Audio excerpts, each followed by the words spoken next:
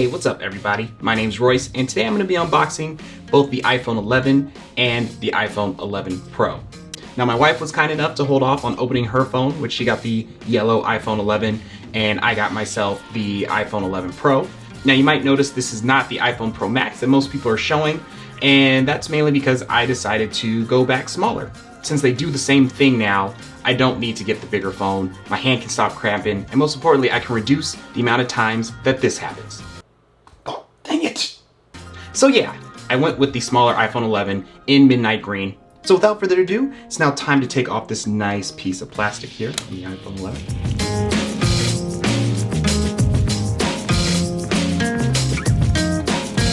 And as you can see here, they differentiated the iPhone 11 from the iPhone 11 Pro by having the white background with, of course, the color. This one's yellow. And for the iPhone 11 Pro, having that nice deep black, because, you know, black always means pro, you know what I'm saying. Start with the iPhone 11 here. Take off the top, nice and easy. Phone here. Put that aside for now. Let my wife take off that plastic. Inside, what do we got? So like everybody's been pointing out, we got that standard 5-watt charger. That's just been around way too long, and this isn't gonna cut it, man. And we got those lovely wired ear pods that paved the way for a generation of wireless AirPods in everybody's ears.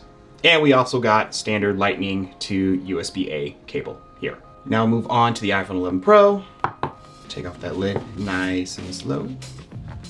This already looks clean. This already looks clean. So here it is, iPhone 11 Pro, matte green. And we finally got that 18-watt fast charger that can charge your phone from 0 to 50% in about 30 minutes. And of course, the OG ear pods as usual. And this time around, we now have a USB-C to Lightning cable that comes with the iPhone Pro.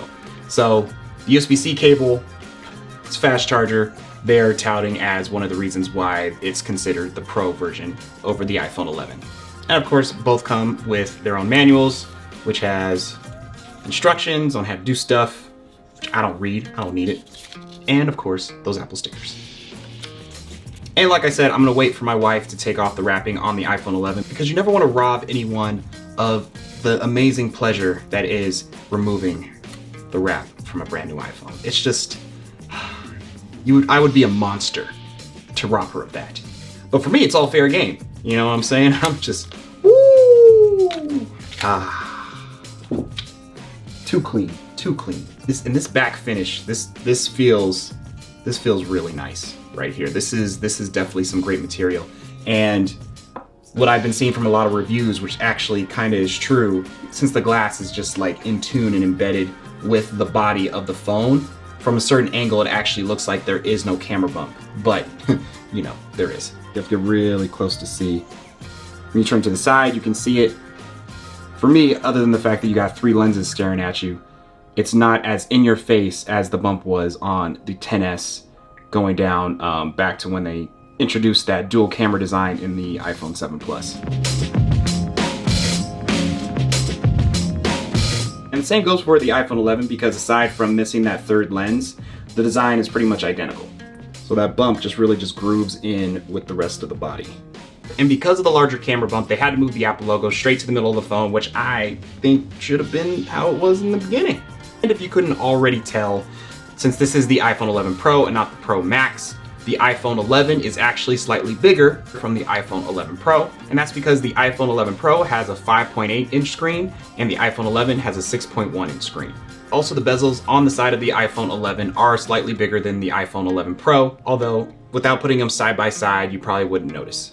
And really the only main differences between these two phones is the Pro has the triple camera system, where the 11 has the dual camera system. However, they both take the same quality of photos.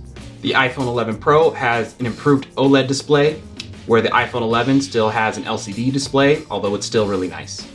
And if you care about storage, the iPhone 11 Pro can go up to 512 gigs, where the iPhone 11 maxes out at 256, which should be way more than enough for most people, especially if you're using iCloud or any other third-party cloud storage. Now, design-wise, other than the iPhone 11 being slightly bigger than this smaller iPhone 11 Pro, they're pretty much about the same.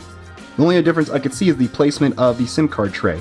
where on the iPhone 11 it's actually closer down towards the bottom of the phone, where on the iPhone 11 Pro, the SIM card tray is a little bit more towards the center. But yeah, I mean, that's really about it for the differences. I mean, both of these phones are great. Obviously, the 11's cheaper than the 11 Pro. And I have no doubt you'll be more than happy going with that option. And now that I've returned my iPhone 11 to my wife, I think it's time that I take my midnight green iPhone 11 Pro and set the thing up. So yeah, keep a lookout for a full-on review that I will do once I've had more time with it. And if you like this video, please give it a thumbs up and subscribe. And don't forget to follow me on Instagram, where I do a lot of other iPhone and iOS related tips and tricks that you might not find here. And definitely leave a comment down below. Let me know what you guys think of the iPhone 11 Pro. Do you guys have it? Or do you want to get it? Are you not sure? Let's talk about it. But until next time, again, my name's Royce, and talk to you later. Perfect.